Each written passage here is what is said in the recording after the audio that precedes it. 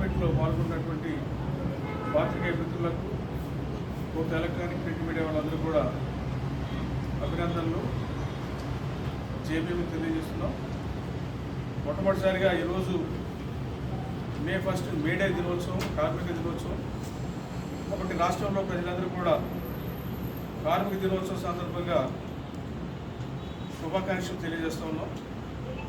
ప్రధానంగా ఈరోజు ఈ ప్రెస్ మీట్ ప్రధాన ఉద్దేశం ఏంటంటే రాబోయేటువంటి ఎన్నికల్లో బహుజన సమాజ్ పార్టీ తరఫున 166 అసెంబ్లీ స్థానాలకి మేము పోటీ చేస్తూ ఉన్నాం. 25 పార్లమెంటు స్థానాలకు పోటీ చేస్తూ ఉన్నాం. వాస్తవానికి మేము 155 స్థానాల్లో నామినేషన్ వేసినప్పటికీ కూడా మరి ఫైనల్గా ఈ తిరస్కరణ ఏదైతే నామినేషన్ గురైంది వాటి మీద 1-2 అభ్యర్థులు ఉపసంహరించుకోవడం తర్వాత 166 స్థానాల్లో మేము పోటీలో ఉన్నాం. ఈ సందర్భంగా మేము తెలియజేసేది ఏంటంటే ఈ బీఎస్పీలో పోటీ ఉంటే ప్రధాన రాజకీయ పక్షాలకి కొంత దెబ్బ దొరుకుతుందనేటువంటి ఉద్దేశంతో కొన్ని రాజకీయ పార్టీలు ఆర్ఓల్ని మేనేజ్ చేసి చిన్న చిన్న కారణాలతోటి కొన్ని నామినేషన్లు తిరస్కరించడం అనేది జరిగింది. ఇది కేవలం ఏకపక్షంగా నిష్పక్షపాత వైఖరితో చేసినటువంటి విషయం కాదు. ఇది కొన్ని రాజకీయ పక్షాల వల్ల కొంతమంది ఆర్ఓలు ఈ విధంగా చేయబడినటువంటి జరిగినటువంటి విషయాన్ని మీ దృష్టికి తీసుకొని రావడం జరుగుతున్నది. కాబట్టి ఈ రాష్ట్ర ఎన్నికల కమిషన్ దీని గురించి మరి సీరియస్గా తీసుకోవాలని చెప్పేసి చెప్తున్నాం. మేము రాష్ట్ర ఎన్నికల కమిషన్ ఫిర్యాదు ఇచ్చినా కూడా ఈ నామినేషన్ తిరస్కరణ లేదా ఈ స్కూటీ సంబంధంగా కేవలం ఆర్ఓలకి అధికారం ఉందనేటువంటి ఉద్దేశంతో కూడా చెప్తున్నారు. కాబట్టి ఆర్ఓలు వాళ్ళ ఇష్టం వచ్చినట్టుగా ప్రవర్తించేటువంటి కొన్ని సందర్భాలు కొంతమంది చేశారు. కాబట్టి మాకు కొంచెం అలాంటి పార్టీలకు కొంచెం నష్టం జరిగింది. కేవలం కొంతమంది రాజకీయ పక్షాలకి అనుకూలంగా వ్యవహరించడం వల్లనే ఈ విధంగా జరిగిందని చెప్పి సందర్భంగా మేము తెలియజేస్తున్నాం.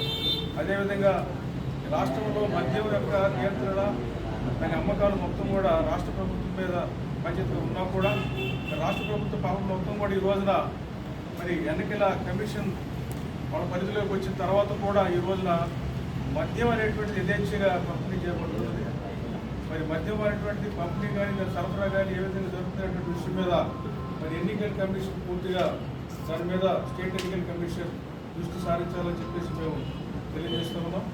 అలాగనే ఇప్పటికైనా కూడా రాబోయేటువంటి ఎన్నికల పోలింగ్ దాకా కూడా మరి ఆర్ఓలకి సరైనటువంటి సూచనలు ఇచ్చి ఏ రాజకీయ పక్షం వహించకుండా మరి నిష్పక్షపాతంగా ఫ్రీ అండ్ ఫెయిర్ ఎన్నికలు జరిపించవలసిందిగా సరైన సూచనలు ఇస్తారని చెప్పేసి మేము తెలియజేస్తూ ఉన్నాం. అట్లానే బహుజన సమాజ్ పార్టీ ఈ రాష్ట్రంలో ఒంటరిగానే పోటీ చేస్తూ ఉన్నది. దేశంలో కూడా మేము బీజేపీకి సంబంధించిన కూటమిలో కానివ్వండి, కాంగ్రెస్కి సంబంధించిన కూటమిలో కానీ మేము లేవు. కేవలం బహుజనులైనటువంటి ఎస్సీ మైనారిటీల మధ్య ఐక్యత సాధించి వాళ్ళ ఓట్లతో మేము అధికారంలోకి రావాలనుకుంటున్నాం. కాబట్టి ఈ సందర్భంగా మేము ఈ రాష్ట్ర ప్రజలకు విజ్ఞప్తి చేసినటువంటి విషయం ఏంటంటే మరి ఈ రాష్ట్రంలో పోటీ చేసినటువంటి పార్టీలు ఏది ఉన్నాయో ప్రధానంగా వైసీపీ, టీడీపీ పార్టీలు అన్నీ కూడా రెండు కూడా బీజేపీకి అనుబంధ పార్టీలు ఇవి. కాబట్టి బీజేపీ సెంట్రల్ గవర్నమెంట్లో గత 10 సంవత్సరాల నుంచి చేస్తూ ప్రజా వ్యతిరేక పాలనని మరి భారతదేశం మీద రుద్దింది. వాళ్ళు హామీ ఇచ్చినటువంటి ప్రజలకు హామీ ఇచ్చినటువంటి ఏ సమస్య కూడా పరిష్కారం కాలేదు. నిరుద్యోగ సమస్య కానివ్వండి, అవినీతి లేనటువంటి పరిపాలన కానివ్వండి, ఆర్థిక అభివృద్ధిలో మరి కింది వర్గాల ప్రజల్ని ముందుకు తీసుకెళ్తామని చెప్పినటువంటి ఏ విషయంలో కూడా పూర్తిగా వాళ్ళు మరి నెరవేర్చలేదు.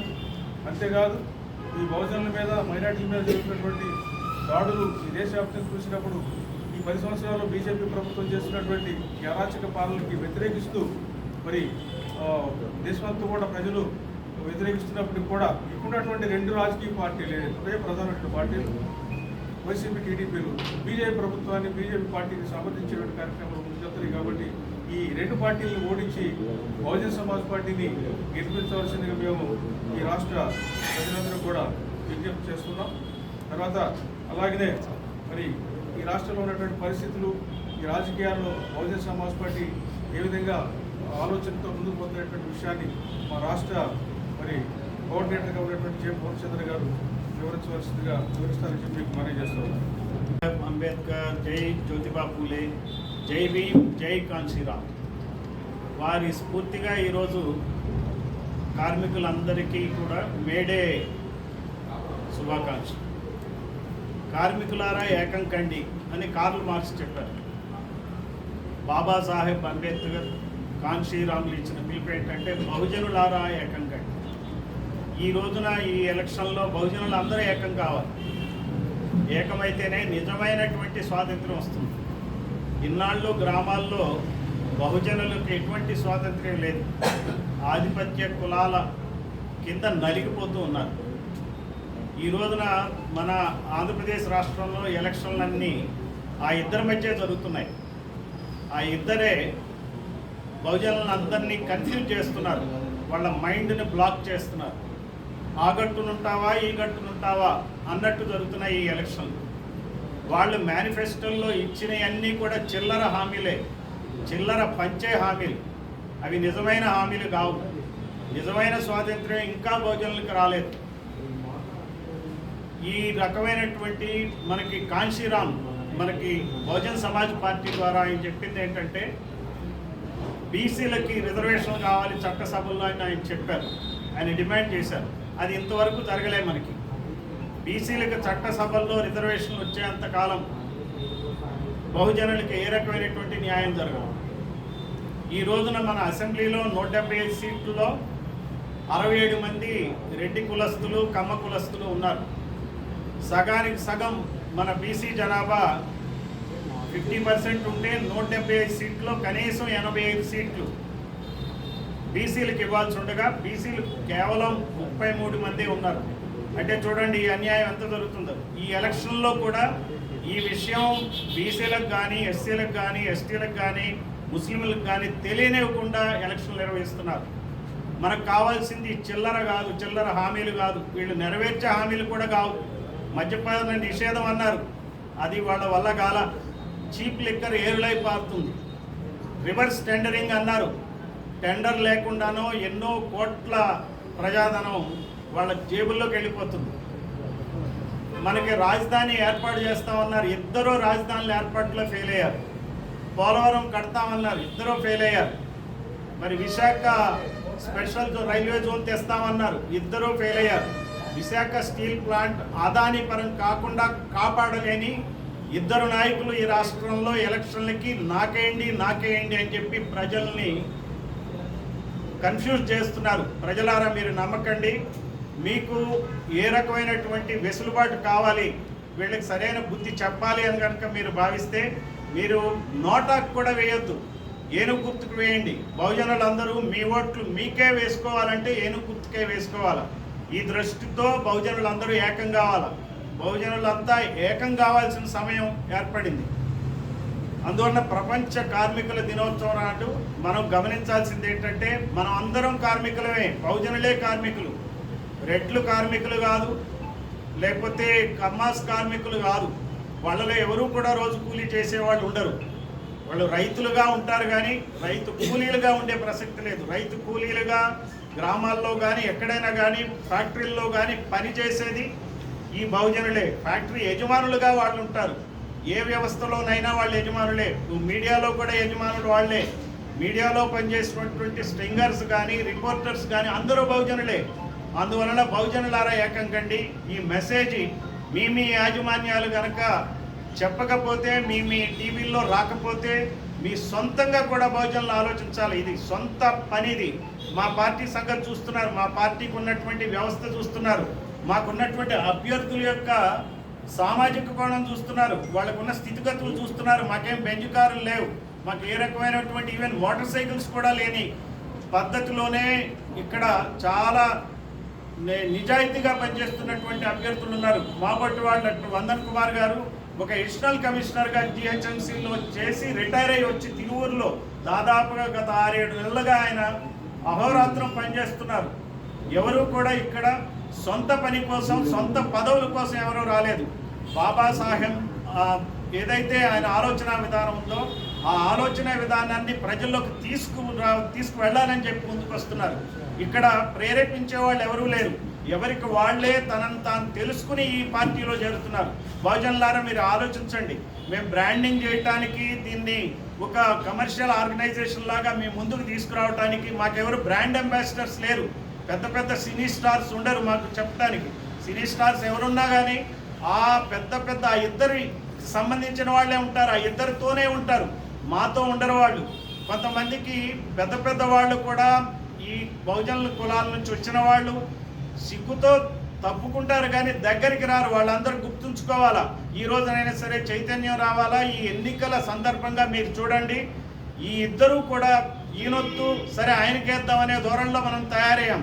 వాళ్ళు ఏ రకమైనటువంటి ప్రజల్లో నమ్మకాన్ని కలిగజేయట్లే, నియంతల మాదిరిగా తయారయ్యారు. ప్రజాస్వామ్య వ్యవస్థలను వాళ్ళు గుప్పిట్లో పెట్టుకున్నారు. అసలు స్వేచ్ఛ అనేది లేని పరిస్థితి ఈ ఆంధ్రప్రదేశ్లో ఉంది. కులం పేరు చెప్తేనే వాళ్ళకి పనులు అయ్యే రోజులు వచ్చినాయి. ఇది మా కులం అధికారంలో ఉంది, ఈ కులం అధికారంలోకి రాకుండా చేయాలని చెప్పి ఎలక్షన్లు జరుగుతున్నాయి. అంతేగాని ప్రజల మేలు కోసం కాదు. ఇది కులస్వామ్యం అయింది. ఈ కులస్వామ్యాన్ని అణచాలంటే, తిప్పి కొట్టాలంటే, ఆ ఇద్దరికి సరైనటువంటి బుద్ధి చెప్పాలంటే బహుజన్ సమాజ్ పార్టీ ఏనుగు గుర్తుకు ఓటేయండి. కానీ లేని వాళ్ళ పార్టీ బహుజన్ సమాజ్ పార్టీ. కానీ లేని వాళ్ళ రాముడు కాంశీరాముడు. సో కాంశీరామ్ ఐడియాలజీని మనం గుర్తుపెట్టుకుందాం.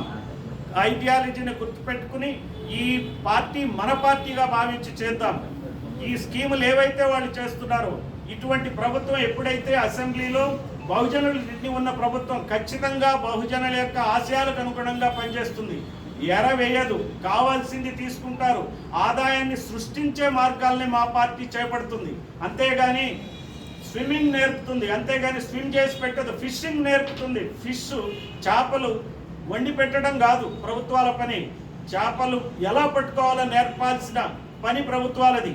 ఈ ప్రభుత్వాలు అన్నీ వండి నోట్లో పెడతాం మీకు, మాకు ఓటైంది అంటున్నారు.